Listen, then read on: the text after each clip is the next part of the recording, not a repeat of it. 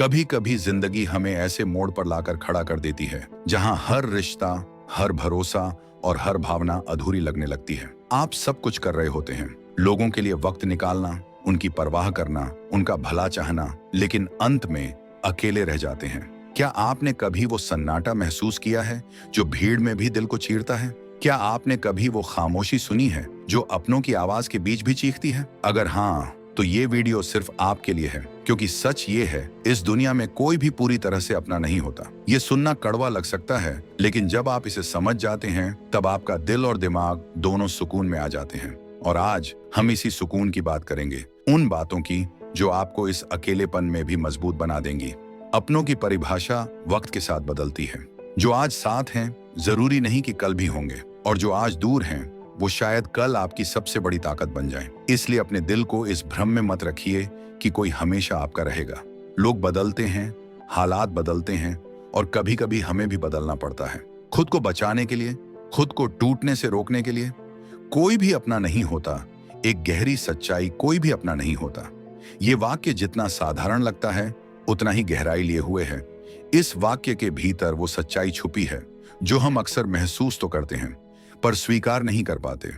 आज की ये बातें आपके दिल और दिमाग दोनों को सुकून देंगी। इसलिए एक पल के लिए ठहर जाइए और खुद से जुड़ जाइए। कई बार ऐसा लगता है जैसे दुनिया में हर कोई सिर्फ अपने मतलब के लिए हमारे आसपास है। जब तक हम किसी के काम के होते हैं तब तक हम जरूरी होते हैं, पर जैसे ही हमारा रोल खत्म होता है वैसे ही हम उनके लिए अनदेखे हो जाते हैं। ये अनुभव शायद आपने भी किया होगा, कभी किसी रिश्ते में, कभी किसी दोस्ती में, या फिर किसी उम्मीद में। जब हम दिल से किसी को अपना मानते हैं तो उम्मीदें बुन लेते हैं। हम सोचते हैं कि जैसे हम उनके लिए सोचते हैं वैसे ही वो भी हमारे बारे में सोचते होंगे। लेकिन जब जिंदगी का असली चेहरा सामने आता है तब पता चलता है कि हर कोई अपने अपने दर्द, अपने अपने स्वार्थ और अपनी अपनी जरूरतों में उलझा हुआ है। और वहां आपके लिए किसी के पास वक्त नहीं होता। सबसे पहली बात जो दिल और दिमाग को सुकून देती है, अपेक्षाओं से मुक्ति। अपेक्षाएं वो अदृश्य डोर हैं जो हमें दूसरों से बांधती हैं, और उन्हीं के कारण हमें सबसे ज्यादा चोट भी लगती है। जब आप ये समझ जाते हैं कि कोई भी इस दुनिया में सिर्फ आपके लिए नहीं बना, तब अपेक्षाओं का बोझ हल्का होने लगता है। सोचिए, हम बचपन से ही अपेक्षाओं के एक जटिल जाल में फंसते जाते हैं। माता पिता से, दोस्तों से, पार्टनर से, समाज से, और यहाँ तक कि खुद से भी। हमें सिखाया जाता है कि अपनापन एक ऐसी चीज है जहां दूसरा व्यक्ति हमारी हर जरूरत को समझेगा, हमारी हर इच्छा को पूरा करेगा और हमेशा हमारे साथ खड़ा रहेगा। लेकिन यह एक काल्पनिक आदर्श है। असलियत में हर व्यक्ति अपनी जिंदगी की नाव का स्वयं नाविक होता है। उनके अपने तूफान होते हैं, अपनी शांत धाराएं होती हैं और अपनी मंजिल होती है। जब हम किसी और से यह उम्मीद करते हैं कि वह हमारी नाव को खींचेगा या हमारी दिशा बदलेगा, तो हम केवल निराशा ही पाते हैं। यह समझना जरूरी है कि हर व्यक्ति की अपनी प्राथमिकताएं और सीमाएं होती हैं। उनकी अपनी क्षमताएं और उनकी अपनी मजबूरियां होती हैं। इस बात को स्वीकारना कि कोई भी व्यक्ति आपके लिए अपनी पूरी दुनिया को बदल नहीं सकता, आपको एक अद्भुत स्वतंत्रता देता है। यह आपको दूसरों की सीमाओं को समझने की शक्ति देता है और उन्हें उनकी हकीकत में स्वीकार करने की क्षमता देता है। जब आप दूसरों से अपेक्षाएं रखना छोड़ देते हैं तो आप उन्हें वैसे ही देख पाते हैं जैसे वे हैं, बिना किसी पूर्व कल्पित धारणा के। और यही वह क्षण होता है जब सच्चे संबंध पनप सकते हैं। ऐसे संबंध जो अपेक्षाओं के बोझ तले दबे न हों, बल्कि समझ और स्वीकृति पर आधारित हों। अपेक्षाएं ही हमें बार बार यह महसूस कराती हैं कि हमें ठगा गया है, हमें धोखा दिया गया है। जब कोई हमारी अपेक्षाओं पर खरा नहीं उतरता तो हम सोचते हैं कि वह बुरा है या उसने जानबूझकर हमें चोट पहुंचाई है। लेकिन अक्सर ऐसा नहीं होता। अक्सर वे बस अपनी जिंदगी जी रहे होते हैं और हमारी अपेक्षाएं उनकी प्राथमिकता सूची में नहीं होती। यह कठोर लग सकता है, लेकिन यह एक सच्चाई है जो आपको कड़वाहट से बचाती है। दूसरी बात जो आपको गहरी शांति देगी वह है मानवीय स्वभाव की समझ। यह स्वीकार करना कि हर इंसान थोड़ा बहुत स्वार्थी होता है। यह एक कड़वा सच है, लेकिन इसे स्वीकार कर लेने से आप दूसरों के व्यवहार को ज्यादा अच्छे से समझ पाते हैं। यहां स्वार्थ का मतलब हमेशा नकारात्मक नहीं होता। कभी कभी यह अस्तित्व की लड़ाई होती है। हम सभी अपनी बुनियादी जरूरतों, रोटी, कपड़ा, मकान से शुरू होकर भावनात्मक और मनोवैज्ञानिक जरूरतों तक अपनी जरूरतों को पूरा करने की कोशिश करते हैं। हम सुरक्षा चाहते हैं, पहचान चाहते हैं, प्यार चाहते हैं और संतुष्टि चाहते हैं। इन जरूरतों को पूरा करने के लिए हम अक्सर ऐसे चुनाव करते हैं जो शायद दूसरों को स्वार्थी लगें, लेकिन हमारे लिए वे आवश्यक होते हैं। कोई व्यक्ति आपके साथ इसलिए जुड़ता है क्योंकि आप उन्हें खुशी देते हैं, या आप उनके काम आते हैं, या आप उन्हें भावनात्मक सहारा देते हैं। यह एक तरह का लेन देन है। जब आप उनके लिए उपयोगी नहीं रह जाते या जब उनकी जरूरतें बदल जाती हैं, तो यह संबंध भी बदल सकता है। यह सुनकर थोड़ा दुखद लग सकता है, लेकिन यह इंसानी संबंधों की एक बुनियादी सच्चाई है। इसे एक व्यापारिक समझौते के रूप में देखने की कोशिश कीजिए। जब तक दोनों पक्षों को लाभ होता है, तब तक समझौता कायम रहता है। जैसे ही किसी एक पक्ष को लगता है कि उन्हें अब लाभ नहीं हो रहा है, वे समझौते से बाहर निकल सकते हैं। इंसानी रिश्ते भी कहीं ना कहीं इसी सिद्धांत पर काम करते हैं, भले ही हम इसे प्यार, दोस्ती या अपनेपन का नाम दें।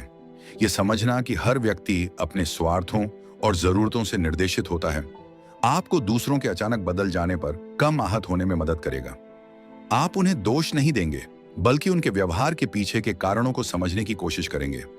यह आपको खुद को पीड़ित महसूस करने से बचाएगा और आपको यथार्थवादी दृष्टिकोण अपनाने में मदद करेगा। तीसरी और सबसे महत्वपूर्ण बात, जो आपके जीवन में सबसे बड़ा सुकून लाएगी, वह है आत्मनिर्भरता। जब आप भावनात्मक रूप से दूसरों पर निर्भर रहना छोड़ देते हैं, तब आप खुद के लिए एक मजबूत किला बन जाते हैं। आपकी खुशी, आपका सुकून और आपकी मानसिक शांति किसी और के हाथ में नहीं होनी चाहिए। जब आप अपनी खुशी के लिए दूसरों पर निर्भर करते हैं, तो आप उन्हें अपनी भावनाओं का रिमोट कंट्रोल दे देते हैं। उनके मूड से आपका मूड तय होता है, उनके व्यवहार से आपकी भावनाएं तय होती हैं। यह एक बहुत ही कमजोर स्थिति है। आत्मनिर्भरता का मतलब अकेले रहना या रिश्तों को तोड़ देना नहीं है। इसका मतलब है कि आप अपनी भावनात्मक जरूरतों को खुद पूरा करने में सक्षम हैं। आप अपनी कंपनी को एंजॉय कर सकते हैं। आप अपने अकेलेपन में भी संतुष्टि पा सकते हैं। आप अपनी समस्याओं को खुद हल करने में सक्षम हैं, या कम से कम उन्हें हल करने के तरीके खोज सकते हैं। अपनी रुचियों को विकसित कीजिए, कुछ नया सीखिए, अपनी हॉबीज को समय दीजिए, किताबें पढ़िए, संगीत सुनिए, प्रकृति में समय बिताइए, खुद के साथ क्वालिटी टाइम बिताना सीखिए। जब आप खुद को भर लेते हैं, तो आपको दूसरों से भरने की जरूरत महसूस नहीं होती। आप एक भरे हुए बर्तन की तरह होते हैं, जो दूसरों को दे तो सकते हैं, लेकिन उन्हें खाली नहीं कर सकते। यह आपको दूसरों के साथ अधिक स्वस्थ रिश्ते बनाने में मदद करेगा। आप उनसे कुछ लेने की उम्मीद नहीं करेंगे, बल्कि उनके साथ कुछ साझा करेंगे। आप उनके साथ इसलिए होंगे क्योंकि आप उनके साथ रहना चाहते हैं, न कि इसलिए कि आपको उनकी जरूरत है। यह एक बड़ा अंतर है। यह आपको स्वतंत्रता और गरिमा के साथ रिश्तों को जीने की शक्ति देता है। अक्सर हमारे रिश्तों में दरारें इसलिए आती हैं क्योंकि हम अनकही अपेक्षाएं पाल लेते हैं। हम सोचते हैं कि दूसरा व्यक्ति हमारे मन की बात समझेगा, हमारी जरूरतों को पहचानेगा और हमारी भावनाओं को जानेगा, लेकिन यह असंभव है। कोई भी व्यक्ति आपके दिमाग को पढ़ नहीं सकता। जब आप किसी से कुछ चाहते हैं, तो उसे स्पष्ट रूप से कहें। घुमा फिराकर या इशारों में बात करने से केवल गलतफहमी बढ़ती है। मुझे लगा कि तुम समझोगे, या उसे तो पता होना चाहिए था, जैसे वाक्य केवल निराशा ही पैदा करते हैं। सीधा संवाद रिश्तों की रीढ़ होता है।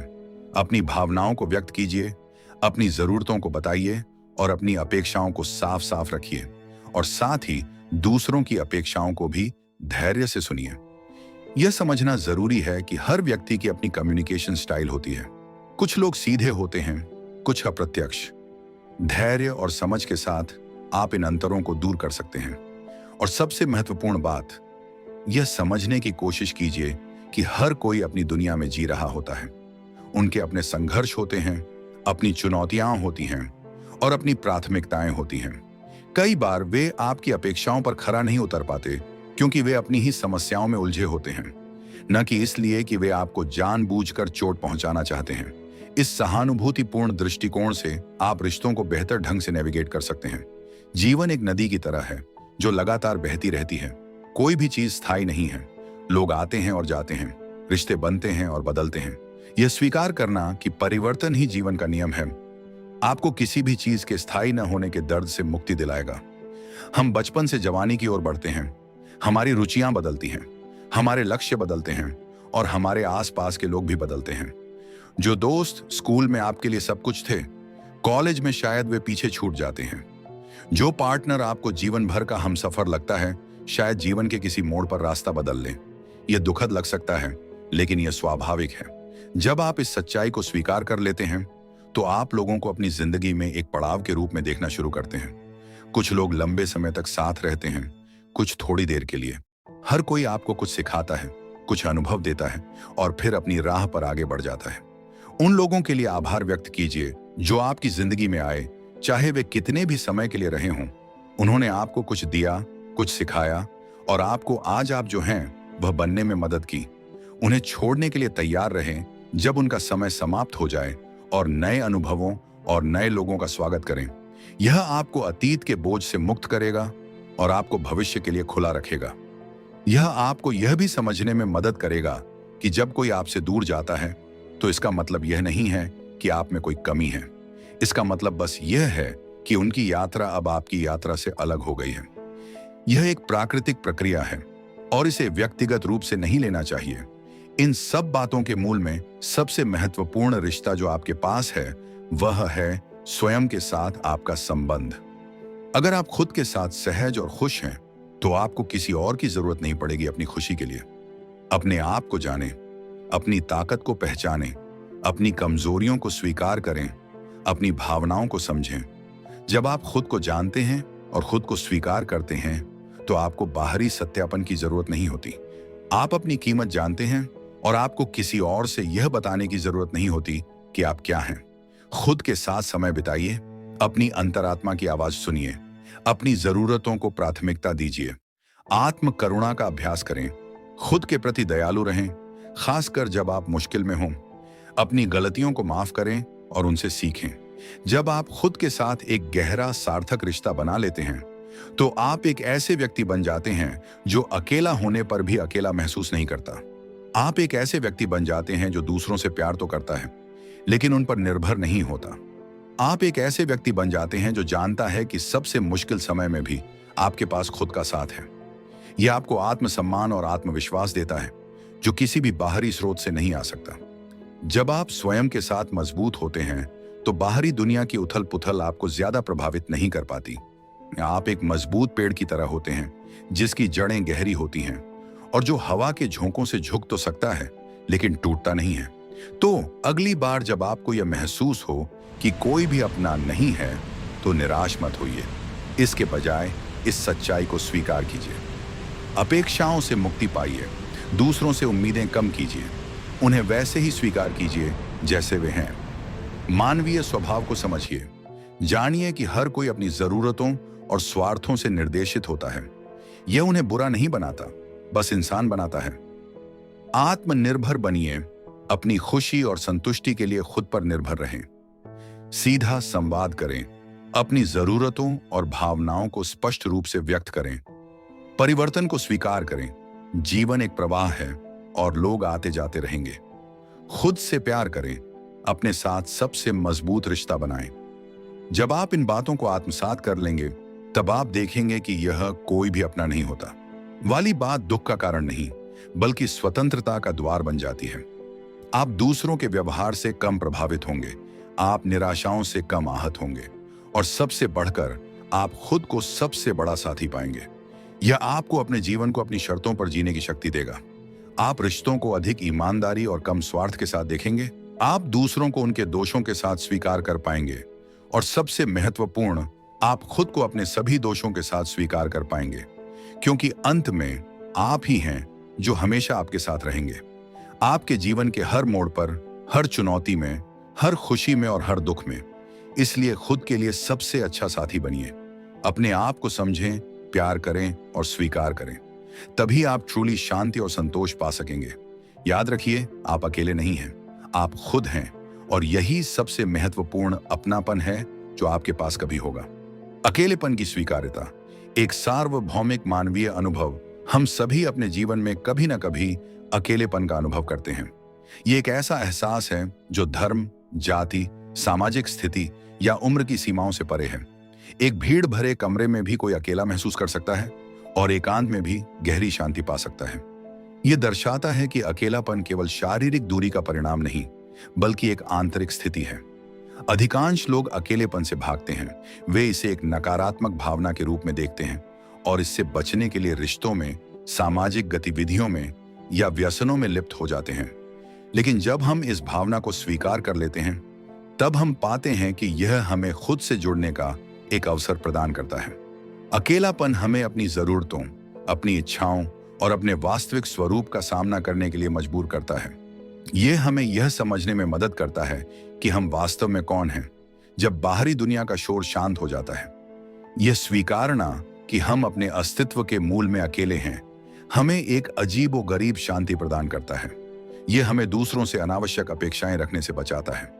हम यह समझना शुरू कर देते हैं कि कोई भी व्यक्ति हमारी हर भावनात्मक जरूरत को पूरा नहीं कर सकता, क्योंकि वे स्वयं अपनी यात्रा पर हैं। यह अलगाव या विच्छेद का नहीं, बल्कि यथार्थवाद और व्यक्तिगत अखंडता का प्रतीक है। जब आप इस अकेलेपन को स्वीकार कर लेते हैं, तो आप इसे गले लगाना सीख जाते हैं और यह आपके लिए एक ताकत बन जाता है, कमजोरी नहीं। मानवीय संबंधों की क्षण भंगुरता को समझना जीवन की एक बड़ी सीख है। बचपन की दोस्ती, युवावस्था का प्रेम, व्यावसायिक संबंध, ये सभी समय और परिस्थितियों के साथ बदलते रहते हैं। कुछ रिश्ते लंबे समय तक चलते हैं, जबकि कुछ एक पड़ाव की तरह होते हैं जो हमें कुछ सिखाते हैं और फिर समाप्त हो जाते हैं। हम अक्सर रिश्तों में स्थायित्व की तलाश करते हैं। हम हमेशा साथ रहेंगे, कभी नहीं बदलेंगे जैसी उम्मीदें पालते हैं। लेकिन यह उम्मीद ही हमें सबसे ज्यादा चोट पहुंचाती है जब रिश्ते अपनी स्वाभाविक मृत्यु को प्राप्त होते हैं। जीवन निरंतर प्रवाह में है और हम सभी व्यक्तियों के रूप में विकसित होते रहते हैं।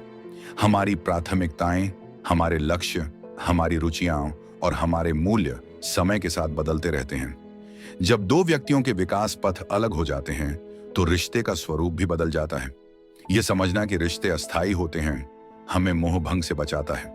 जब कोई रिश्ता समाप्त होता है, तो हम इसे व्यक्तिगत असफलता या धोखे के रूप में नहीं देखते, बल्कि जीवन की स्वाभाविक प्रक्रिया के रूप में स्वीकार करते हैं। यह हमें अतीत में अटके रहने और कड़वाहट पालने से बचाता है। इसके बजाय हम उन अनुभवों के लिए आभार व्यक्त करते हैं जो हमें उस रिश्ते से मिले और बिना किसी बोझ के आगे बढ़ते हैं। इससे हमें यह भी समझ आता है कि किसी भी रिश्ते में निर्भरता कितनी हानिकारक हो सकती है। यदि हमारी पूरी खुशी और पहचान किसी रिश्ते से जुड़ी है, तो उसके समाप्त होने पर हम पूरी तरह बिखर सकते हैं। रिश्तों की क्षण भंगुरता को स्वीकार करना हमें अपने आंतरिक संसाधनों पर अधिक निर्भर रहने के लिए प्रोत्साहित करता है, जिससे हम मजबूत और लचीले बन सकें। आधुनिक समाज में हम अक्सर अपनी पहचान को दूसरों से जुड़े होने में परिभाषित करते हैं। हम एक बेटे बेटी, भाई बहन, पति पत्नी, दोस्त, सहकर्मी, इन भूमिकाओं में अपनी पहचान पाते हैं। यह हम की भावना एक खूबसूरत चीज है, लेकिन जब यह मैं की भावना पर हावी हो जाती है, तो यह खतरनाक हो सकती है। यदि आपकी खुशी और पहचान पूरी तरह से आपके रिश्तों या दूसरों की स्वीकृति पर निर्भर करती है, तो आप अपनी स्वायत्तता खो देते हैं। आप दूसरों की अपेक्षाओं और मांगों के अनुरूप ढलने लगते हैं, अपनी वास्तविक इच्छाओं और जरूरतों को दबा देते हैं। यह आत्म बलिदान अक्सर एक गहरी असंतोष और कड़वाहट को जन्म देता है। कोई भी अपना नहीं होता का अर्थ यह भी है कि आप अपनी पहचान और अपनी आत्मा के लिए स्वयं जिम्मेदार हैं। आपको अपनी रुचियों, अपने मूल्यों और अपने जुनून को विकसित करना होगा, भले ही वे दूसरों से अलग हों। आपको अपने लिए समय निकालना होगा, आत्मचिंतन के लिए, आत्म विकास के लिए और अपनी आंतरिक दुनिया का पोषण करने के लिए। जब आपकी मैं की भावना मजबूत होती है, तब आप दूसरों के साथ स्वस्थ संबंध बना सकते हैं। आप रिश्तों में अपनी पूरी पहचान नहीं खोते। आप एक ऐसे व्यक्ति के रूप में प्रवेश करते हैं जिसके पास अपनी पहचान, अपने विचार और अपनी भावनाएं होती हैं। यह रिश्तों को अधिक समृद्ध और संतुलित बनाता है, क्योंकि आप दोनों एक दूसरे के व्यक्तित्व का सम्मान करते हैं, न कि एक दूसरे पर निर्भर करते हैं। हमने पहले स्वार्थ की बात की थी, लेकिन इसे और गहराई से समझना जरूरी है। स्वार्थ शब्द सुनते ही हमारे मन में अक्सर नकारात्मक भावनाएं आती हैं, जैसे कोई व्यक्ति केवल अपने फायदे के लिए दूसरों का इस्तेमाल करता है। लेकिन स्वार्थ के कई पहलू होते हैं। सकारात्मक स्वार्थ, इसका अर्थ है अपनी बुनियादी जरूरतों का ध्यान रखना, अपनी भलाई को प्राथमिकता देना और अपनी सीमाओं को पहचानना। जब आप हवाई जहाज में होते हैं, तो आपको पहले अपना ऑक्सीजन मास्क लगाने के लिए कहा जाता है, फिर दूसरों की मदद करने के लिए। यह सकारात्मक स्वार्थ है। यदि आप खुद का ध्यान नहीं रखेंगे, तो आप दूसरों की मदद करने की स्थिति में भी नहीं होंगे। अपनी शारीरिक, मानसिक और भावनात्मक जरूरतों को पूरा करना स्वार्थ नहीं, बल्कि आत्म संरक्षण है। यह आपको दूसरों के साथ अधिक प्रभावी ढंग से जुड़ने और उन्हें देने में सक्षम बनाता है।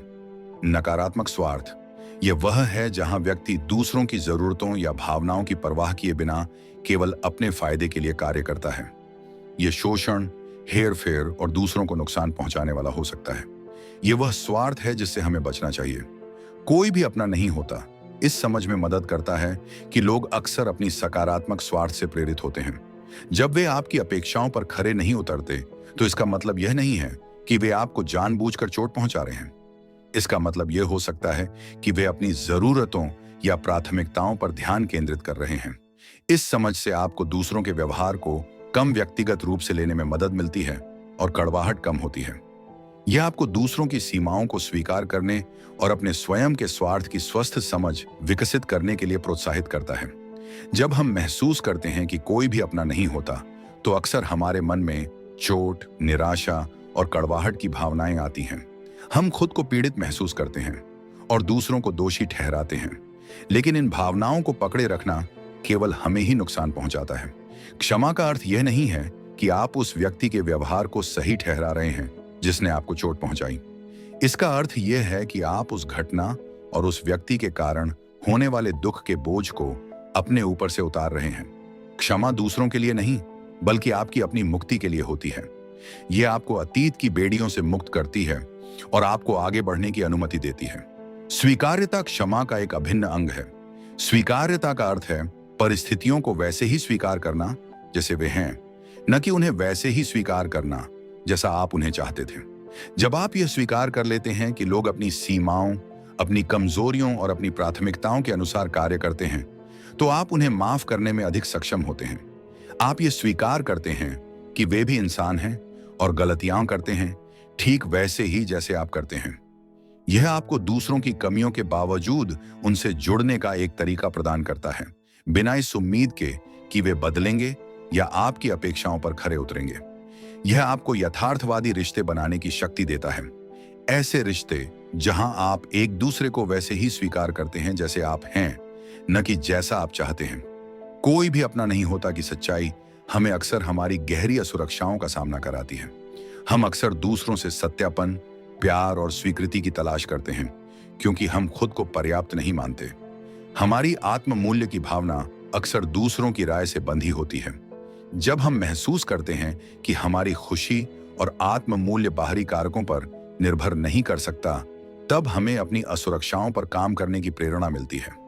यह हमें यह समझने के लिए मजबूर करता है, जब हम महसूस करते हैं कि हमारी खुशी और आत्म मूल्य बाहरी कारकों पर निर्भर नहीं कर सकता, तब हमें अपनी असुरक्षाओं पर काम करने की प्रेरणा मिलती है। यह हमें यह समझने के लिए मजबूर करता है कि असली आत्मसम्मान भीतर से आता है। आत्मसम्मान का निर्माण करने के लिए आपको अपनी उपलब्धियों को पहचानें, छोटी से छोटी उपलब्धि को भी महत्व दें, अपनी कमजोरियों को स्वीकार करें। कोई भी पूर्ण नहीं होता। अपनी कमजोरियों को स्वीकारें और उन पर काम करने का प्रयास करें, या उन्हें अपनी अनूठी विशेषताओं के रूप में देखें। सकारात्मक आत्म बातचीत करें। अपने आप से वैसे ही बात करें जैसे आप किसी प्यारे दोस्त से करेंगे। आलोचनात्मक होने के बजाय सहायक बने।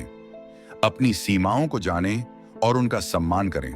दूसरों को ना कहना सीखें जब आपको अपनी भलाई के लिए इसकी आवश्यकता हो। खुद की तुलना दूसरों से ना करें। हर किसी की अपनी यात्रा होती है। अपनी यात्रा पर ध्यान केंद्रित करें। अपने मूल्यों के अनुसार जिए। जब आपके कार्य आपके मूल्यों के अनुरूप होते हैं, तो आपको आंतरिक शांति और संतोष मिलता है। जब आपका आत्मसम्मान मजबूत होता है, तो आपको दूसरों से स्वीकृति या अपनापन की निरंतर आवश्यकता नहीं होती। आप जानते हैं कि आप अपने आप में पूर्ण और मूल्यवान हैं। यह आपको आत्मविश्वास के साथ जीवन जीने और दूसरों के साथ स्वस्थ और संतुलित रिश्ते बनाने की शक्ति देता है। जब हमें यह गहरा एहसास होता है कि कोई भी अपना नहीं होता, तो कई बार एक शून्य की भावना आ सकती है। यदि मेरे संबंध स्थायी नहीं हैं और लोग अपने स्वार्थों से प्रेरित हैं, तो जीवन का क्या अर्थ है? यह प्रश्न हमें अपनी खुशी के बाहरी स्रोतों से हटकर आंतरिक उद्देश्य की ओर मोड़ता है। जीवन का अर्थ बाहरी चीजों या लोगों में नहीं पाया जाता, बल्कि यह भीतर से आता है। यह आपके मूल्यों में, आपके जुनून में, आपके योगदान में और आपके व्यक्तिगत विकास में पाया जाता है। जब आप अपनी ऊर्जा को दूसरों से कुछ लेने की उम्मीद करने के बजाय खुद को विकसित करने और कुछ अर्थपूर्ण बनाने में लगाते हैं, तो आपको एक गहरी संतुष्टि मिलती है। अपने आंतरिक उद्देश्य को विकसित करने के लिए अपने जुनून को खोजें। आपको क्या करने में खुशी मिलती है? किस चीज के बारे में आप घंटों बात कर सकते हैं? अपने मूल्यों को पहचानें। ईमानदारी, करुणा, न्याय, रचनात्मकता आपके लिए सबसे महत्वपूर्ण क्या है? दूसरों की सेवा करें। दूसरों की मदद करने में एक अद्वितीय संतोष मिलता है। यह जरूरी नहीं कि बड़े पैमाने पर हो। अपने समुदाय में योगदान देना या किसी दोस्त की मदद करना भी पर्याप्त है। कुछ नया सीखें और बढ़ें। ज्ञान प्राप्त करना और कौशल विकसित करना आपको उद्देश्य और दिशा प्रदान करता है। आत्म अभिव्यक्ति करें। अपनी रचनात्मकता को बाहर निकालें, चाहे वह कला, लेखन, संगीत या किसी भी रूप में हो। जब आप अपने जीवन में एक आंतरिक उद्देश्य विकसित कर लेते हैं, तो आपकी खुशी किसी बाहरी व्यक्ति या रिश्ते पर निर्भर नहीं करती। आप अपनी यात्रा पर केंद्रित होते हैं और आपकी संतुष्टि आपके अपने कार्यों और विकास से आती है। यह आपको कोई भी अपना नहीं होता कि सच्चाई को एक शक्ति के रूप में देखने की अनुमति देता है, न कि कमजोरी के रूप में, क्योंकि यह आपको अपनी स्वयं की आंतरिक दुनिया का निर्माण करने के लिए प्रेरित करता है। कोई भी अपना नहीं होता कि समझ हमें प्रेम की अपनी परिभाषा पर फिर से विचार करने के लिए मजबूर करती है। हम अक्सर प्रेम को स्वामित्व और निर्भरता के रूप में देखते हैं। वह मेरा है, मुझे उसकी जरूरत है, लेकिन यह एक सीमित और अक्सर दुखद दृष्टिकोण है। जब हम यह स्वीकार कर लेते हैं कि कोई भी पूरी तरह से हमारा नहीं हो सकता, तब हम प्रेम को एक अलग तरीके से अनुभव करना शुरू करते हैं। यह निस्वार्थ प्रेम की ओर एक कदम है। ऐसा प्रेम जहां आप दूसरों को वैसे ही प्यार करते हैं जैसे वे हैं, बिना किसी अपेक्षा या स्वामित्व के।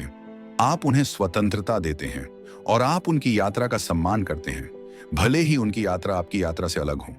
इस प्रकार का प्रेम अधिक शुद्ध और शक्तिशाली होता है। यह भय पर आधारित नहीं होता कि दूसरा व्यक्ति आपको छोड़ देगा, बल्कि यह विश्वास और स्वीकृति पर आधारित होता है। यह जानता है कि व्यक्ति अपने आप में पूर्ण है और आप दोनों एक साथ मिलकर एक सुंदर अनुभव का निर्माण कर रहे हैं, बिना एक दूसरे पर निर्भर हुए। यह आपको अपने बच्चों, अपने दोस्तों, अपने पार्टनर और अपने परिवार से अधिक गहराई से जुड़ने की अनुमति देता है, क्योंकि आपका प्यार अपेक्षाओं या निर्भरता के बोझ से मुक्त होता है। आप उन्हें प्यार करते हैं क्योंकि वे हैं, न कि इसलिए कि वे आपके लिए क्या करते हैं। यह एक ऐसा प्रेम है जो देता है, उम्मीद नहीं करता, और जो अंततः सबसे अधिक संतुष्टिदायक होता है। कोई भी अपना नहीं होता का अर्थ यह भी है कि आप अपने जीवन के लिए पूरी तरह से जिम्मेदार हैं।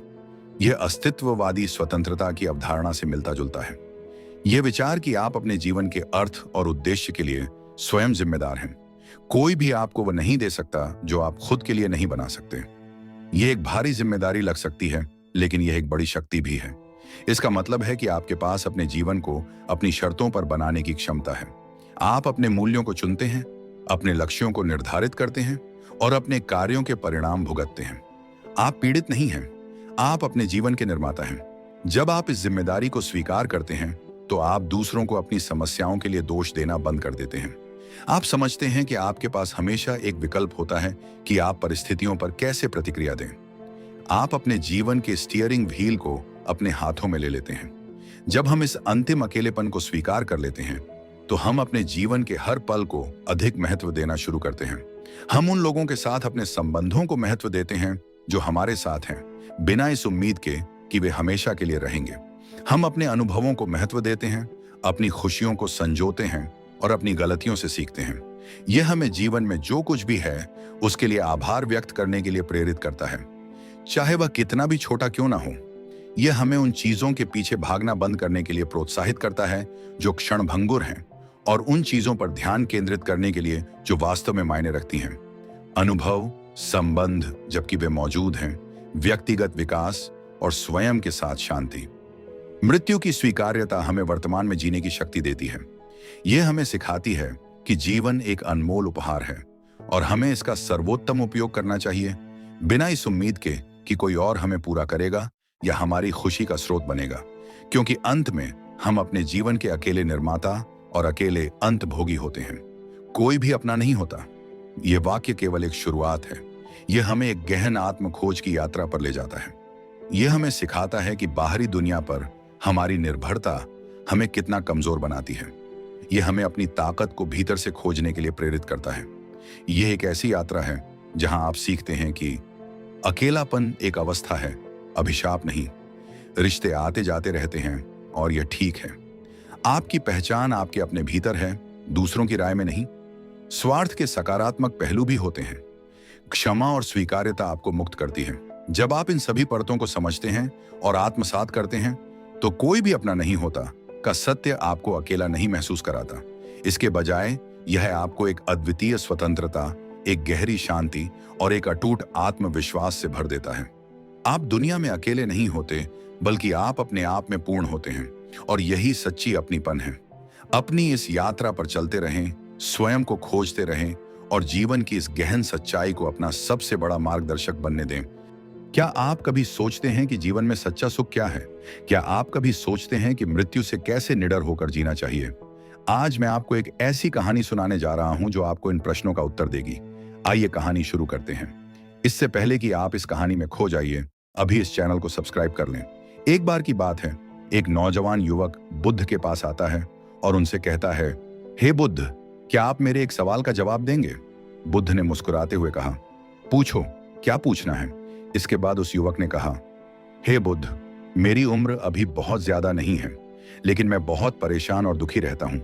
मैं आपसे यह जानना चाहता हूं कि मेरे जीवन में अभी से इतना दुख है, तो फिर जब मेरी जिंदगी अभी बाकी है, क्या इन दुखों में और बढ़ोतरी ही होगी, या फिर इनसे छुटकारा पाने का कोई रास्ता है?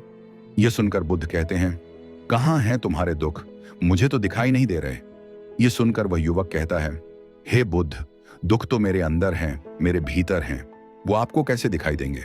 यह सुनकर बुद्ध उसी वक्त उससे पूछते हैं, क्या तुम्हें अपने दुख दिखाई देते हैं? वो युवक कहता है, हाँ बुद्ध, मैं अपने दुखों को भली भांति देख रहा हूं। तब बुद्ध ने पूछा, दुखों का मूल क्या है?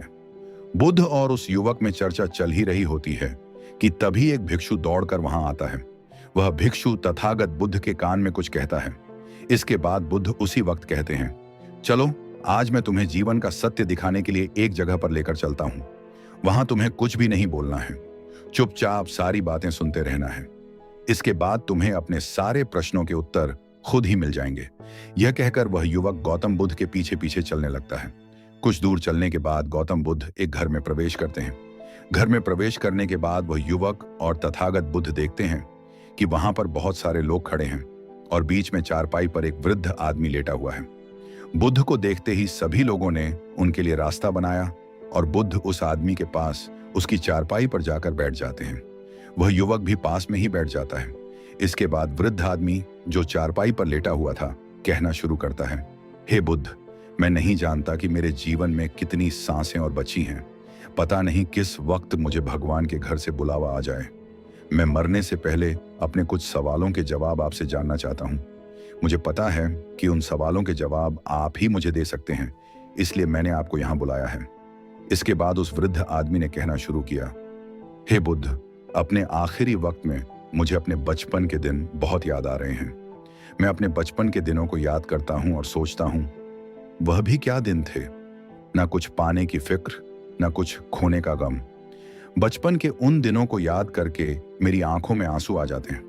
मुझे लगता है कि कितनी आजादी थी उस समय। मेरा मन कितना खुला हुआ था, मन में कुछ भी पाने की इच्छा नहीं थी। जिस भी खेल में लग जाते थे, उसी खेल में पूरे दिन लगे रहते थे। लेकिन कुछ समय बाद जैसे जैसे मैं बड़ा होने लगा, वैसे वैसे लोग मुझे जिंदगी की दौड़ में आगे निकलने के लिए कहने लगे। मेरे पिता अक्सर मुझसे कहा करते थे, तुम पढ़ाई में अपने भाई जैसे क्यों नहीं हो? तुम दूसरों से पीछे क्यों रहते हो? ये सब सुनकर मेरा मन बहुत बेचैन रहने लगा। लोग मुझे बहुत ताने मारते थे, क्योंकि ना तो मैं खेल में अच्छा था और ना ही पढ़ाई में। सब लोग मुझे किसी और की तरह बनने के लिए कहते थे, और उन तानों से तंग आकर मैंने जीवन में कुछ हासिल करने का निश्चय किया। मैंने अपने आप से वादा किया कि मैं भी अपने भाई की तरह कामयाब इंसान बनूंगा, और इसके लिए मैं दिन रात मेहनत करने में लग गया। शुरुआत में बहुत मुश्किलें आईं, बहुत निराशा मिली, लेकिन मैंने हार नहीं मानी और मैंने खुद अपना व्यापार खड़ा कर लिया। उसके बाद मुझे कुछ पाने का एहसास हुआ। मुझे बहुत खुशी हुई, क्योंकि जो लोग मुझे ताने देते थे वही लोग अब मेरे आगे पीछे घूमने लगे थे। कुछ वक्त बाद एक रईस की बेटी से मेरी शादी हो गई और उसके बाद मुझे लग रहा था जैसे मेरा जीवन स्वर्ग बन गया हो। कुछ साल बाद मुझे 2 बेटे प्राप्त हुए। दोनों बहुत ही सुंदर और हर्षपूर्ण थे। अब मेरा मन मेरे बच्चों के लिए कुछ करने को उत्सुक हो गया। मैं और भी ज्यादा धन कमाने में लग गया और जल्द ही मैं अपने नगर का सबसे बड़ा व्यापारी बन गया। सब कुछ अच्छा चल रहा था, लेकिन अनहोनी को कौन टाल सकता है। एक दिन अचानक मेरी पत्नी मुझे छोड़कर चल बसी। इससे मुझे बहुत गहरा सदमा पहुंचा। मैं कई दिनों तक अपने घर से बाहर नहीं निकला। मेरे बेटे मुझे हिम्मत देते थे, पिताजी, माताजी अब नहीं रही, जो हो चुका वो वापस नहीं आ सकता, लेकिन हम दोनों भाई आपका हमेशा साथ देंगे, आपकी हमेशा सेवा करेंगे। आपको किसी बात की कोई चिंता करने की आवश्यकता नहीं है। और धीरे धीरे मैंने भी अपने मन को समझा लिया कि अब तो मुझे अपनी प्रिय पत्नी के बिना ही जीना पड़ेगा। इसलिए मैंने अपना मन अपने बेटों के साथ जोड़ लिया। उनकी खुशी में ही मुझे खुशी होती थी, उनके दुख में ही मुझे दुख होता था। इसके बाद मैंने कहा, हे बुद्ध, जीवन चक्र में अक्सर मुझे महसूस होता था कि आखिर जीवन क्या है। जीवन को उसकी गहराइयों में कैसे जाना जाए, कैसे जाना जाए कि मैं कौन हूं और मैं इस दुनिया में क्या करने के लिए आया हूं। ऐसे तमाम सवाल मेरे मन में उठते रहते थे।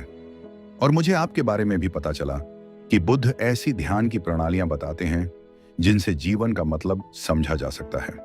लेकिन मैं हमेशा सोचता रहता था कि पहले मैं अपने जीवन से दुखों और परेशानियों को दूर कर लूं, उसके बाद ध्यान में अपना पूरा मन लगाऊंगा। और यही सोच सोचकर मैं कभी ध्यान नहीं कर पाया। धीरे धीरे वक्त भी बीतता गया और आखिर में उम्र ढलने के बाद मैं बीमार पड़ गया। वैसे मेरे जीवन में कोई कमी नहीं रही। मेरे बेटों ने मेरा अच्छा साथ दिया। मैंने जीवन में बहुत कुछ हासिल भी किया।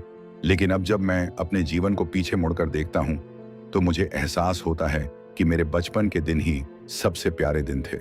तब उस आदमी ने बुद्ध से पूछा, मैं चंद मिनट का मेहमान हूं, यह मैं जानता हूं, लेकिन क्या कुछ ऐसा सूत्र मुझे बता सकते हैं जिससे कि मैं सुकून से मर सकूं, मेरे मन के सारे सवाल जवाब शांत हो जाएं और मैं जीवन का असली मतलब समझकर मर सकूं।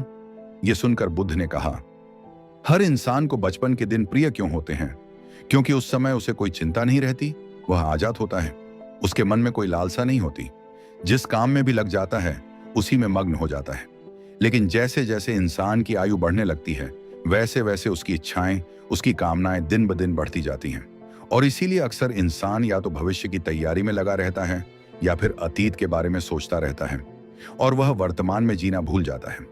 और वहीं अगर हम किसी छोटे बच्चे को देखें तो उसके लिए कोई भविष्य या अतीत नहीं होता, उसके लिए बस वर्तमान होता है और इसीलिए वह वर्तमान में पूरा आनंदित होकर रहता है। तुमने अपना पूरा जीवन अपनी कामयाबी, अपने बेटों, अपनी पत्नी और अपने भविष्य की योजनाओं में ही बिता दिया और तुम हमेशा यही सोचते रहे कि पहले मैं अपने जीवन को व्यवस्थित कर लेता हूं और उसके बाद सत्य की खोज करूंगा, उसके बाद ध्यान करूंगा। लेकिन हम यह भूल जाते हैं कि कल कभी नहीं आता। भविष्य की योजनाएं कभी पूरी नहीं होती। जब एक योजना पूरी होती है तो हमारा मन दूसरी योजना बना लेता है और इस प्रकार जीवन चक्र चलता रहता है, चलता ही रहता है। और अब आखिरी समय में जब मृत्यु तुम्हारी सैया पर लेटी हुई है तो तुम्हें एहसास हो रहा है कि मैंने जीवन में कुछ भी हासिल नहीं किया। अब तुम्हें लग रहा है कि जो भी तुमने किया उसमें से तुम एक सुई भी अपने साथ नहीं ले जा सकते। अगर यही बात तुम उसी वक्त समझ लेते, मृत्यु कभी निश्चित होकर नहीं आती, वह तो कभी भी आ सकती है। अगर यह बात उसी वक्त तुम्हारा मन समझ लेता तो तुम उसी वक्त ध्यान और सत्य की खोज में लग जाते। तुम कोई ऐसी चीज खोजने की कोशिश करते जो तुम्हारे साथ जा सके, जो तुम्हें परिपूर्णता से मरने का मार्ग दिखा सके। उस वृद्ध आदमी ने हाथ जोड़कर बुद्ध से कहा, बुद्ध, यह तो मैं जानता हूं कि मुझसे गलतियां हुई हैं। मैंने अपने जीवन को सार्थक रूप से जिया ही नहीं और इस बात का मुझे बहुत गहरे में एहसास हो चुका है। लेकिन मैं आपसे फिर से वही सूत्र जानना चाहता हूं। क्या मैं अभी परिपूर्णता के साथ नहीं मर सकता? क्या मुझे अभी सत्य की कोई झलक नहीं मिल सकती?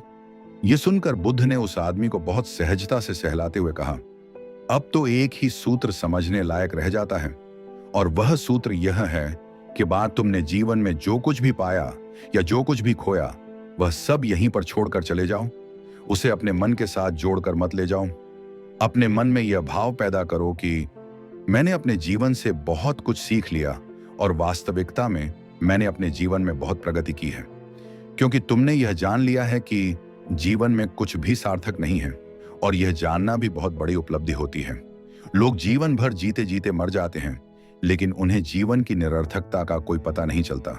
इसीलिए अभी अपने मन से सारे सवाल गिरा दो और यह भाव पैदा करो, जीवन में जो कुछ जानने जैसा था वह मैंने जान लिया है और अब जीवन में कुछ भी जानने जैसा नहीं बचा है। जब तुम इस बोध से भर जाओगे तो तुम बिल्कुल खाली होकर मृत्यु को प्राप्त हो जाओगे और वास्तविकता में यही मरने की कला होती है। हमने जीवन में जो कुछ भी पाया, जो कुछ भी खोया, वह इसी दुनिया का था और वह यहीं पर रह जाएगा। हमारे साथ कुछ भी नहीं जाएगा। हम खाली जाएंगे, हम बिल्कुल खाली जाएंगे। और जो लोग अपने मन से बिल्कुल खाली होकर जाते हैं, वास्तव में उनके अंदर ज्ञान का दीप जल जाता है और वे आगे चलकर दूसरे जन्मों में निर्वाण की स्थिति को प्राप्त कर सकते हैं। लेकिन उससे पहले तुम्हें इस जीवन की निरर्थकता को समझना होगा। यहाँ पर कुछ भी पाना या कुछ भी खोना कोई मायने नहीं रखता। इसके बाद बहुत देर तक मैंने कोई सवाल नहीं पूछा और वह मुस्कुराते हुए मृत्यु को प्राप्त हो गया। इसके बाद बुद्ध ने उस नौजवान युवक से पूछा, क्या तुम्हें अपने सवालों के जवाब मिले? और अगर मिले तो क्या जवाब मिले? सभी को बताओ। उस युवक ने कहा, हे बुद्ध, मुझे अपने सवालों के जवाब मिल गए हैं। वृद्ध आदमी के जीवन चक्र से मैं समझ गया हूं कि जीवन में कुछ भी पाने जैसा नहीं होता। सुख हो या दुख, सब कुछ यहीं पीछे रह जाता है और अगर हम इसी चक्कर में फंसे रह जाएंगे तो हम सत्य को कभी नहीं जान पाएंगे। इसीलिए जीवन में सुख और दुख तो चलते ही रहेंगे, पर इसके साथ साथ हमें सत्य की खोज करनी पड़ेगी। लेकिन बुद्ध, मेरे मन में अब भी एक सवाल बाकी है जिसका जवाब जानना सबके लिए बहुत जरूरी है। मेरा सवाल है कि मैं ध्यान की यात्रा करने के लिए बहुत प्रेरित हुआ हूं, लेकिन मुझे कोई मार्ग नहीं पता। ध्यान कैसे किया जाता है? बुद्ध ने कहा, ध्यान की सभी प्रक्रियाएं तुम्हें होश में लाने के लिए ही बनी हैं, तुम्हें वर्तमान में लाने के लिए बनी हैं। अगर तुम किसी भी काम को पूरी उपस्थित के साथ, पूरे एकाग्र भाव से अपने आप को पूरा इकट्ठा करके कर सकते हो तो तुम ध्यान में ही होते हो। लेकिन हमारा ध्यान इधर उधर भटकता रहता है। वर्तमान में रहने के लिए मैं तुम्हें एक छोटी सी विधि बताता हूं जिसके जरिए तुम अपना काम भी कर सकते हो और ध्यान को भी समझ सकते हो। जब भी तुम चलते फिरते हो, उठते बैठते हो, सिर्फ अपने सांसों पर ध्यान लगाना शुरू करो। सांस किस नाक से आ रही है, किस नाक से जा रही है, किस कोने से टकरा रही है, सिर्फ तुम उसके साक्षी भर हो जाओ। सिर्फ उसे देखते रहो। कुछ भी काम कर रहे हो, चल रहे हो, फिर रहे हो, खाना खा रहे हो, सिर्फ अपनी सांस पर ध्यान लगाओ। और यह करते वक्त तुम्हें महसूस होगा कि तुम्हारा दिमाग, तुम्हारे विचार तुम्हें इधर उधर ले जाते हैं। लेकिन थोड़ी देर बाद तुम्हें फिर से होश आएगा कि तुम्हें अपनी सांसों पर ध्यान लगाना है और तुम्हारा ध्यान फिर से सांसों पर ऑटोमेटिक चला जाएगा। और धीरे धीरे जब तुम अपने विचारों को देखने लगोगे तो तुम पाओगे कि विचार विलीन होने लगे हैं। तुम्हारे अंदर बस एक खाली मैदान बचा हुआ है। सारे सवाल जवाब विलीन हो चुके हैं। इसके बाद बुद्ध ने कहा, सांसें जो होती हैं वो वर्तमान में चलती हैं, ना ही वह भविष्य में चलती हैं, ना ही अतीत में चलती हैं। वो वर्तमान होती हैं, वही वर्तमान स्थिति होती है। और जब तुम अपनी सांसों से जुड़ जाते हो तो तुम वर्तमान में ध्यान लगाना सीख जाते हो, क्योंकि सांसें जिन पर तुम ध्यान लगा रहे हो वो वर्तमान में चल रही होती हैं। इसके बाद धीरे धीरे कदम दर कदम तुम्हें ध्यान का खुद ही एहसास होने लगेगा। फिर तुम जो भी काम करोगे उसमें तुम्हारा पूरा चित्त लगा होगा। तो शुरुआत वहीं से करो जहां पर तुम हो। यहीं से, अभी से अपनी सांसों को पकड़ना शुरू कर दो। अगर तुम हर वक्त एक अजीब सी उदासी महसूस करते हो, अगर तुम लोगों के बीच रहकर भी अकेले हो, अगर तुम्हारा मन बिना किसी वजह के भारी रहता है, तो ये वीडियो तुम्हारे लिए है। क्योंकि अब समय आ गया है कि तुम अपने भीतर छिपे उस बोझ को पहचानो जो सालों से तुम्हें धीरे धीरे अंदर से तोड़ रहा है। उदासी को नजरअंदाज मत करो, क्योंकि ये एक भाव नहीं, एक संकेत है कि तुम्हारी आत्मा कुछ कह रही है। सुनो उसे, समझो खुद को। हर इंसान के जीवन में कभी ना कभी उदासी आती है, लेकिन जब यह भाव स्थायी हो जाए, हर सुबह को भारी बना दे, हर रात को अकेला कर दे, तो वो एक संकेत है कि कुछ गहरा ठीक नहीं है। उदासी का कारण हमेशा कोई बड़ी घटना नहीं होती।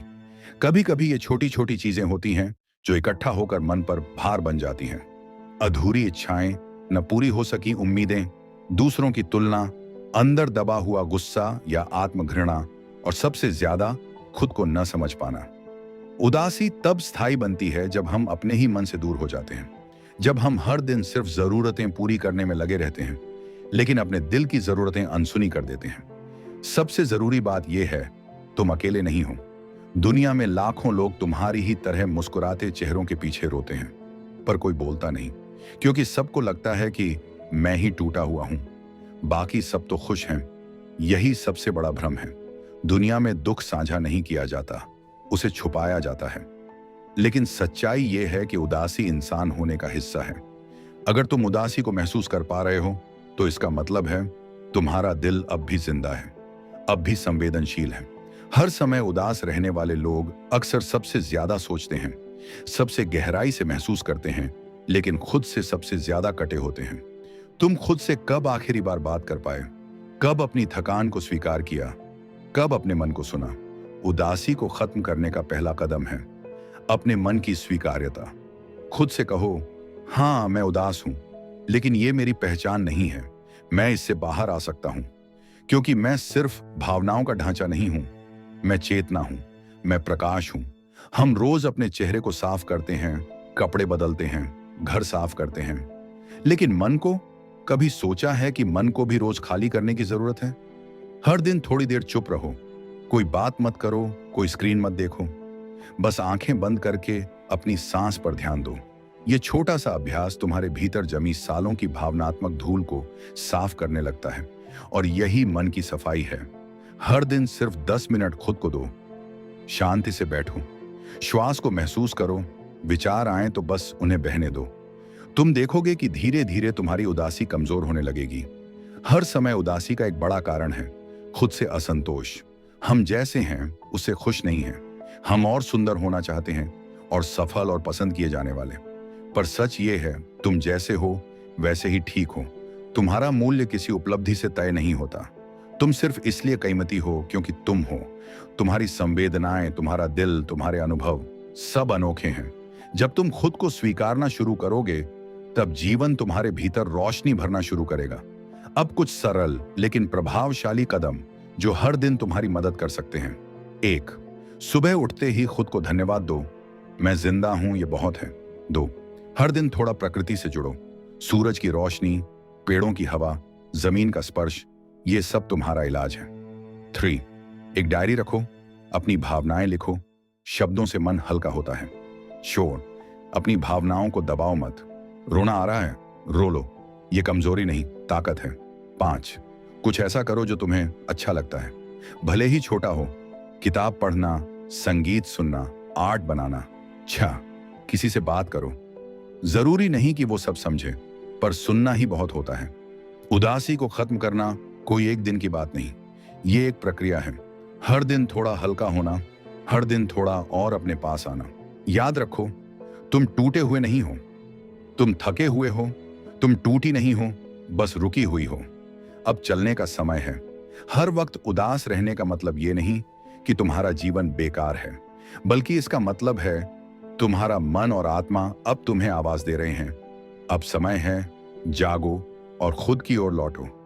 तो अगर ये शब्द तुम्हारे दिल तक पहुंचे हों, तो एक बात खुद से जरूर कहो, मैं खुद से दूर नहीं रहूंगा। अब मैं हर दिन थोड़ा और खुद को समझूंगा, और मैं इस उदासी को खुद पर हावी नहीं होने दूंगा, क्योंकि अंत में अंधेरा कभी स्थायी नहीं होता। अगर तुम रोशनी को आमंत्रण दो तो वो जरूर आएगी। अगर आप हर समय चिंता में रहते हैं, अगर दिमाग कभी शांत नहीं होता, अगर सोते समय भी सोचें आपको सोने नहीं देती, तो ये स्क्रिप्ट सिर्फ आपके लिए है। चिंता, ये वो मानसिक जहर है जो धीरे धीरे हमारे विचारों को, भावनाओं को और शरीर को खा जाता है। चिंता किसी बीमारी से कम नहीं है, लेकिन इसका इलाज है। इस दुनिया में करोड़ों लोग हर समय चिंता में जी रहे हैं। कुछ को अपने भविष्य की चिंता है, कुछ को पैसे की, कुछ को रिश्तों की, कुछ को इस बात की चिंता है कि कहीं वो दूसरों से पीछे न रह जाएं। और यही समस्या है, हमारा मन हमेशा या तो भविष्य में भागता है या अतीत में अटका रहता है, वर्तमान में रहना भूल गया है। सबसे पहला उपाय यही है, अपने मन को वर्तमान में लाओ। जब भी चिंता सिर उठाए, एक काम करना शुरू करो, अपनी सांसों को देखो, गहरी सांस लो, धीरे धीरे छोड़ो। ये सुनने में साधारण लगता है, लेकिन यहीं से शुरुआत होती है। आपका मन मशीन नहीं है जिसे बंद कर दिया जाए, पर जब आप ध्यानपूर्वक सांस लेते हो, तो आप अपने विचारों को धीमा कर देते हो, और जहां विचार धीमे होते हैं, वहीं चिंता की जड़ें भी कमजोर पड़ती हैं। दूसरी बात, हर चिंता सच्ची नहीं होती। आपका दिमाग हर दिन हजारों विचार बनाता है, लेकिन हर विचार सच नहीं होता। अगर आपका मन कहे तू फेल हो जाएगा, तेरे साथ कुछ बुरा होगा, कोई तुझसे खुश नहीं है, तो रुक कर खुद से एक सवाल करो, क्या यह सच्चाई है या सिर्फ डर है? 99% चिंता सिर्फ कल्पना है। हम ऐसा कुछ सोचकर घबरा जाते हैं जो शायद कभी होगा ही नहीं। हर बार जब मन में चिंता उठे, उसे डरने की जगह उसे देखो, उसे पकड़ो और कहो, ठीक है, तू आया है, मैं तुझे देख रहा हूं, लेकिन मैं तुझसे डरूंगा नहीं। यही नजरिया धीरे धीरे चिंता की ताकत को खत्म करता है। तीसरी बात, चिंता का मुकाबला खाली बैठकर मत करो। जब हम अकेले और निष्क्रिय होते हैं तो चिंता बहुत तेजी से हमला करती है। इसलिए कुछ रचनात्मक करो। चलो, टहलो, साफ सफाई करो, कुछ लिखो, या जो भी काम तुम कर सकते हो उसमें लग जाओ। जब शरीर सक्रिय होता है तो दिमाग को भी राहत मिलती है। चिंता तब बढ़ती है जब मन खाली होता है। एक व्यस्त मन चिंता को जगह नहीं देता। अगर आपकी आंखों में आंसू हैं तो उन्हें बहने दीजिए। वो कमजोरी नहीं, आपकी सच्चाई है। अगर अंदर गुस्सा है, दर्द है, तो उसे बाहर आने दीजिए। चिल्लाइए, लिखिए, किसी भरोसेमंद से बात करिए, लेकिन उसे दिल के कोनों में बंद मत करिए, क्योंकि हर वो भावना जो दबा दी जाती है वो भीतर एक जहर बन जाती है। हाँ, रोना आएगा कई बार, लेकिन हर बार थोड़ा थोड़ा करके आप खुद को हल्का महसूस करेंगी। ये दर्द का अंत नहीं है, लेकिन ये शुरुआत है खुद को समझने की, खुद से जुड़ने की। और सबसे जरूरी बात, ये सब एक फेज है, आपकी पूरी जिंदगी नहीं। ये सिर्फ एक अधूरी कहानी है जिसका अंत आपके हाथ में है। आप चाहें तो इसे पीड़ा की गाथा बना सकती हैं या फिर आत्मबल की प्रेरणा। छठा, यादों को सजाना नहीं, सहेजना सीखें। जब कोई हमें छोड़ जाता है तो हम पीछे मुड़कर सिर्फ अच्छी चीजें याद करते हैं। उसकी हंसी, वो बातें, वो साथ, सब कुछ परियों की कहानी जैसा लगने लगता है। और यही हम सबसे बड़ी गलती करते हैं। हम अतीत को सोने का फ्रेम दे देते हैं और अपने वर्तमान को अंधेरे में छोड़ देते हैं। सच ये है कि अगर वो रिश्ता सच में इतना परफेक्ट होता तो आप आज इस कदर टूटकर खुद को समेटने की कोशिश नहीं कर रही होती। यथार्थ ये है कि उस रिश्ते में कहीं ना कहीं आप खो गई थी। आपने खुद से समझौता किया, अपनी खुशी को ताक पर रखा, और फिर भी अंत में अकेली रह गई। इसीलिए यादों को सजाना बंद कीजिए। उन्हें किसी मंदिर की मूर्ति मत बनाइए। यादें सिर्फ अनुभव होती हैं, ना वो स्वर्ग हैं ना नर्क। उन्हें एक सबक की तरह सहेजिए, ताकि जब आप आगे बढ़ें तो उसी गलती को दोबारा न दोहराएं। हर रिश्ता कोई मंजिल नहीं होता। कुछ रिश्ते सिर्फ रास्ते होते हैं जो हमें हमारी असल मंजिल की ओर ले जाते हैं, खुद की ओर। उस रास्ते को धन्यवाद दीजिए, लेकिन उस पर रुकिए मत, आगे बढ़िए। सातवां, खुद को फिर से प्रेम करना सीखिए। जिसने आपको छोड़ दिया उसने सिर्फ आपका साथ नहीं छोड़ा, उसने आपको यह सोचने पर मजबूर कर दिया कि शायद मैं ही प्यार के लायक नहीं हूं। लेकिन सच ये है कि किसी का जाना आपके मूल्य को कम नहीं करता। आपकी आत्मा की कीमत किसी की स्वीकृति से तय नहीं होती। अब वक्त है खुद से प्रेम करने का। एक बार आईने के सामने खड़े हो जाइए और अपनी आंखों में आंखें डालकर कहिए, मैं अपने लिए काफी हूं। मैं उस प्रेम की हकदार हूं जो सच्चा, स्थायी और ईमानदार हो। और वो प्रेम सबसे पहले मुझे खुद से देना है। आपका चेहरा, आपकी आत्मा, आपकी मासूमियत, ये सब अनमोल है। आप अपनी सबसे अच्छी दोस्त बन सकती हैं। खुद को वो सम्मान दीजिए जो आपने कभी दूसरों से मांगा था। अपनी पसंदीदा किताब पढ़िए, वो कपड़े पहनिए जिसमें आप खुद को सुंदर महसूस करती हैं। वो चीजें कीजिए जो आपको खुशी देती हैं, बिना किसी वजह के, सिर्फ अपने लिए। क्योंकि जब आप खुद से प्रेम करना सीख जाती हैं, तब कोई भी अधूरा इंसान आपको पूरा महसूस नहीं करा सकता। और तब आप टूटती नहीं बल्कि खिलती हैं।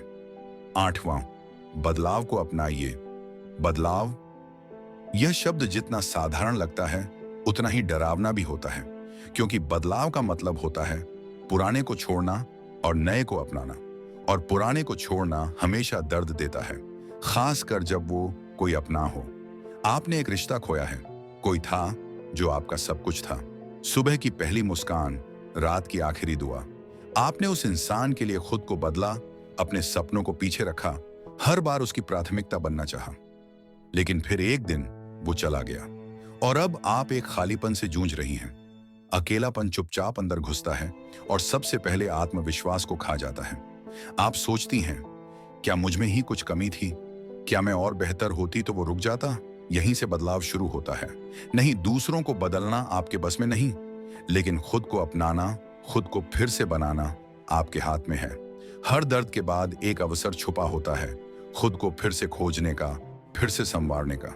जिस लड़की को किसी ने छोड़ा, वही लड़की एक दिन डायरी में शब्द उकेरती है। वो शब्द कविता बनते हैं, कविता किताब बनती है, और किताब किसी और टूटे हुए दिल की मरहम बन जाती है। लोग कहते हैं, वो तो टूटी थी, लेकिन उन्हें क्या पता, वो तो निखरी थी। बदलाव आसान नहीं होता। कई बार आप रातों को जागेंगी, सवाल करेंगी, क्यों? लेकिन धीरे धीरे जैसे जैसे आप खुद को समझेंगी, आप जानेंगी कि ये क्यों आपको कैसे बनाता है। हर अंत एक नई शुरुआत है, और हर अधूरा प्रेम एक संकेत होता है कि अब समय है खुद की ओर लौटने का। आप जिस इंसान से प्यार करती थी, अब वो याद है, लेकिन आप जो बन रही हैं वो भविष्य है। बदलाव को अपनाइए, डरिए मत, क्योंकि यही बदलाव एक दिन आपके जीवन की सबसे सुंदर कविता बन जाएगा। 9वां, माफ कर दीजिए, लेकिन भूलिए मत, माफ करना यह सबसे कठिन कामों में से एक है, क्योंकि माफ करना ऐसा लगता है जैसे आप उस व्यक्ति के बुरे बर्ताव को सही ठहरा रही हैं, जैसे आप खुद के दर्द को अनदेखा कर रही हैं। लेकिन सच तो यह है, माफ करना खुद को आजाद करना है। माफ करने का मतलब है, अब तुम मेरे मन में जगह नहीं घेरोगे, अब तुम्हारा किया हुआ मेरे आने वाले कल को तय नहीं करेगा। जब तक आप उस पुराने घाव से चिपकी रहेंगी, तब तक आप आगे नहीं बढ़ पाएंगी। वो घाव हर नए सपने को कुरे देगा, हर खुशी के मौके पर चुपके से दर्द की परछाई डाल देगा। इसलिए माफ कर दीजिए, उसे भी जिसने आपको छोड़ा, और खुद को भी जिसने उस रिश्ते में इतना कुछ झेला। आपने जो सहा वो कोई छोटी बात नहीं थी, लेकिन जो आप उससे सीख रही हैं वो आपकी सबसे बड़ी ताकत है। और हां, माफ कर दीजिए, लेकिन भूलिए मत। मत भूलिए कि आपने क्या सहा, कैसे खामोश रहीं, कैसे हर दिन खुद को संभाला। मत भूलिए कि उस रिश्ते ने आपको क्या सिखाया। दुनिया में दो तरह के लोग होते हैं, एक जो खुद को कमजोर मानते हैं, और दूसरा जो अपनी कमजोरी को अपनी ताकत बना लेते हैं। अब सवाल यह है, आप कौन बनना चाहते हैं? वो जिसे हर कोई हल्के में लेता है, या वो जिसे देखते ही लोग कहें, इस इंसान से पंगा मत लेना? आज मैं आपको चाणक्य नीति के सबसे बड़े रहस्य बताने वाला हूं। वह एटीट्यूड जिससे कोई आपको कमजोर नहीं समझेगा, क्योंकि जब तक आप अंदर से मजबूत नहीं होंगे, दुनिया आपको बार बार कुचलने की कोशिश करेगी। अगर आप अपनी जिंदगी में कुछ बड़ा करना चाहते हैं, अपने सपनों को सच करना चाहते हैं, तो आपको अपना आत्मविश्वास ऐसा बनाना होगा कि लोग आपको हल्के में लेने की गलती ना करें। और यही आत्मविश्वास आपका सबसे बड़ा हथियार होगा। अगर इस वीडियो को पूरा सुना तो जिंदगी बदल जाएगी। तो ध्यान से सुनो, क्योंकि हर एक शब्द आपकी जिंदगी में आग लगा सकता है। अब पहले समझो, लोग आखिर कमजोर को कमजोर क्यों समझते हैं? क्यों दुनिया सिर्फ ताकतवर लोगों की इज्जत करती है? क्यों कोई गरीब की नहीं सुनता और अमीर की भीड़ में जय जयकार होती है? इसका जवाब बहुत सीधा है। इंसान सिर्फ उसी की इज्जत करता है जो खुद की इज्जत करवाना जानता है। जब आप खुद को कमजोर मानते हो तो दुनिया भी आपको वैसे ही ट्रीट करती है। जब आप खुद की वैल्यू नहीं समझते तो कोई और भी आपको वैल्यू नहीं देगा। लोग आपको उतना ही रिस्पेक्ट देंगे जितना आप खुद को देने के लिए तैयार हो। अब सवाल यह है, इस एटीट्यूड को कैसे डेवलप करें? चाणक्य कहते थे, यदि आप खुद को राजा मान लें तो दुनिया भी आपको राजा की तरह ही ट्रीट करेगी। अब सोचो, जब कोई राजा अपने दरबार में आता है तो उसकी चाल कैसी होती है? क्या वो घबराया हुआ, कांपता हुआ आता है? नहीं, वह पूरी शान से, पूरी ठसक के साथ गर्व से चलता है। अगर आप चाहते हो कि कोई आपको कमजोर ना समझे, तो आपको अपनी चाल, अपनी बॉडी लैंग्वेज, अपनी आवाज, सब कुछ राजा की तरह रखना होगा। सीधा बैठो, आंखों में आत्मविश्वास रखो, और जब बोलो तो ऐसा बोलो कि सामने वाला आपकी बात को हल्के में लेने की हिम्मत ना कर सके। सबसे बड़ी गलती जो लोग करते हैं, वह हर चीज के लिए दूसरों की अप्रूवल मांगते हैं। यार, ये ड्रेस कैसी लग रही है? मुझे यह बिजनेस करना चाहिए या नहीं? अगर मैं यह बोल दूं तो लोग क्या सोचेंगे? बस यही गलती आपको कमजोर बनाती है। जो आदमी हर बात पर दूसरों की राय लेता है, उसे दुनिया हल्के में लेती है, क्योंकि लोग सोचते हैं अरे इसको खुद की समझ नहीं है, यह खुद डिसीजन नहीं ले सकता। अगर आपको अपनी इज्जत करवानी है तो दूसरों से पूछना बंद करो, खुद के फैसले लेना सीखो। चाणक्य कहते थे, जो इंसान अपनी कमजोरियों को अपनी ढाल बना लेता है उसे दुनिया की कोई ताकत हरा नहीं सकती। अगर आपको लगता है कि आप कमजोर हैं तो अपनी कमजोरी को अपनी ताकत बनाओ। अगर कोई आपको कहे कि आप बोलने में कमजोर हैं तो दिन रात प्रैक्टिस करो और सबसे दमदार वक्ता बन जाओ। अगर कोई कहे कि आप गरीब हो तो इतना पैसा कमाओ कि वही लोग आपको सलाम करें जो आपको कमजोर कहते हैं। उसी कमजोरी को अपना हथियार बना दो। अब सबसे जरूरी चीज, डर। क्या आपको डर लगता है कि लोग आपको नीचा दिखाएंगे? डर लगता है कि लोग आपकी बेइज्जती करेंगे? डर लगता है कि लोग हंसेंगे? तो याद रखो, डर को जीतने वाला ही असली विजेता होता है। जब किसी इंसान के मन में डर नहीं होता तो दुनिया भी उससे डरने लगती है। तो अगली बार जब कोई आपको दबाने की कोशिश करे, डरो मत, आंखों में आंखें डालकर जवाब दो।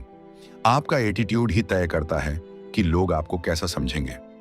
अगर आप झुके हुए चलोगे, आंखें झुकाकर बात करोगे, डर डर कर बोलोगे, तो लोग आपको कमजोर मानेंगे। लेकिन अगर आप सीधा खड़े हो, आत्मविश्वास से भरी आवाज में बोलते हो, हर परिस्थिति में शांत और डटे रहते हो, तो लोग आपको शक्तिशाली समझेंगे। आपका स्टेटस आपके एटीट्यूड से बनता है और इसे बदलने का समय आ गया है। आज हम चाणक्य नीति के सबसे गूढ़ रहस्य को समझेंगे। कैसे लोगों की मानसिकता को पढ़कर, अपनी रणनीति बनाकर और अपनी शक्ति का सही उपयोग करके दुनिया को अपने इशारों पर चलाया जा सकता है। सबसे पहले एक बात समझ लो, जिस इंसान का खुद पर काबू नहीं वह दूसरों को कभी नहीं चला सकता। अगर आपको लोगों को अपने इशारों पर चलाना है तो सबसे पहले आपको खुद पर नियंत्रण रखना सीखना होगा। भावनाओं पर नियंत्रण रखो। गुस्सा, डर, लालच और ईर्ष्या, ये सब आपको कमजोर बना देते हैं। धैर्य और शांति बनाए रखो। जल्दबाजी में गलत फैसले मत लो। बिना सोचे समझे प्रतिक्रिया मत दो। सामने वाले की हर चाल को समझो और फिर जवाब दो। जिस दिन आपने खुद पर काबू पा लिया, उस दिन आप किसी के गुलाम नहीं रहोगे, बल्कि दुनिया आपको फॉलो करेगी। दुनिया को अपने इशारों पर चलाने के लिए आपको साइकोलॉजी यानी मनोविज्ञान समझना होगा। अगर आप सामने वाले का दिमाग पढ़ सकते हो तो आप उसके हर कदम से पहले एक कदम आगे रहोगे। 3 तरह के लोग होते हैं। पहले, जो सिर्फ अपनी सोचते हैं, ये स्वार्थी लोग होते हैं। दूसरे, जो भावनाओं से कमजोर होते हैं, ये भावुक लोग होते हैं जिन्हें आसानी से प्रभावित किया जा सकता है। तीसरे, जो सच में समझदार होते हैं, ये वही लोग होते हैं जो चाणक्य नीति को अपनाते हैं। अब सवाल है, कैसे समझें कि सामने वाला कौन है? बातों पर ध्यान दो। लोग जो कहते हैं वह उनके मन की सोच को दर्शाता है। शरीर की भाषा पढ़ो। अगर कोई इंसान झूठ बोल रहा है तो उसकी बॉडी लैंग्वेज बदल जाएगी। उनकी पसंद नापसंद को जानो, जिससे आप सामने वाले की कमजोरी पकड़ सको। जिस दिन आप यह समझ गए कि लोग क्या सोच रहे हैं, उस दिन आप उन्हें अपने हिसाब से गाइड कर सकते हो। चाणक्य कहते थे, जो इंसान अपनी वाणी पर नियंत्रण नहीं रख सकता वह कभी महान नहीं बन सकता। अगर आपको यह वीडियो पसंद आया और आप स्टोइक दर्शन से जुड़ी और भी गहरी बातें सीखना चाहते हैं तो स्टोइक डायरी को सब्सक्राइब करें। अगर आप आत्मसंयम, धैर्य और सशक्त मानसिकता विकसित करना चाहते हैं तो हमारे साथ इस यात्रा में जुड़ें। स्टोइक डायरी पर हम हर दिन नए और गहरे विचार लेकर आते हैं जो आपके जीवन को नई दिशा दे सकते हैं।